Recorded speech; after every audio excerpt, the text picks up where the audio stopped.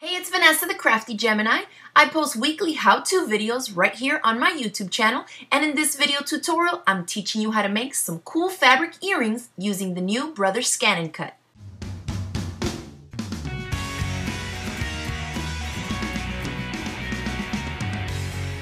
So the first thing you need to do is prep your fabric. I have a little scrap piece here. I just fused white solid cotton fabric to some double-sided heavyweight fusible interfacing. This stuff is really stiff, so it works perfectly for this project. And don't worry, I'll include links in the description box below on where you can purchase the materials I'm using here. So just white fabric fused to both sides, and I'm going to lay it down onto my fabric cutting mat here. Make sure that it's all stuck down nicely. There's no corners lifting up. Then you want to check your blade assembly here. Make sure that you have it set to whatever blade depth you need. I recommend playing around with it a little bit, especially when you're trying out with new thicknesses and new fabrics. Now we're going to load our mat inside the machine. Then we click on pattern. I'm going to select in the shapes here, and the machine comes with tons and tons of preloaded designs. I just selected a triangle that has rounded tips on it. And then I'm just going to go down to about 1.5 inches. You can play around with the sizes, make it any size you want. I'm checking my cut speed. I'm putting it down to 1. Cut pressure up to 5, because this is kind of thick stuff that we're working with here. And then I need to cut out 2, right? Because I want 2 earrings. So you can barely see them here, but you can see that they're highlighted. Once you click on them, you can move them and put them anywhere on the mat that you'd like. So I'm just scooting them down a little bit more so that they can make sure that they're right there on my fabric piece.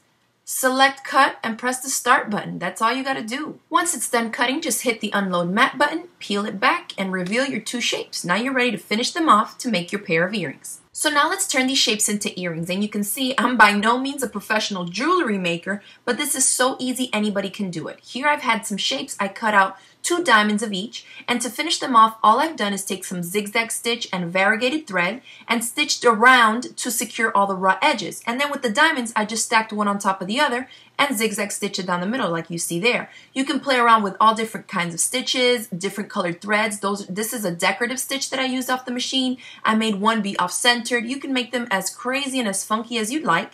And this was just a way to use white fabric and then embellish it using the thread, but you can totally use different print and colored fabrics as well. So here we have some jewelry making supplies, and this stuff is super inexpensive. You can buy enough of the little supplies, the fish hooks and the eye pins, to make like a dozen earrings like this for less than $5 for all of it. So it's really inexpensive. This big pack of fish hooks there that I got, and this can be found at any local craft store in their jewelry making department. And then I'm going to take out 2 of these little eye pins, okay? So now we're going to take our awl and poke a hole in the shape where we want the earring to hang, or where the fish hook should be going through. So turn your shape all the way around until you get it to the correct orientation of how you want it to hang. So just poke it with your stiletto or an awl and make a little hole in there. That's easy.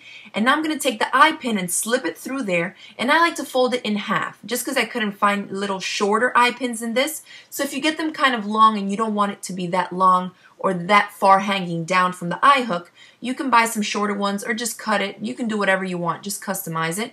But here I'm just going to take my little pliers and twist it around the base of the eye pin.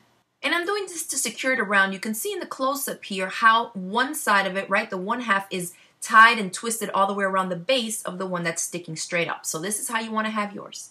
And to attach the fish hook, it's even easier, okay? All you need to do is open up the top of the eye pin there just a little bit so there's enough space for you to slip on the fish hook, and then just go back with a pair of pliers and close it right back up. That's it, as simple as that.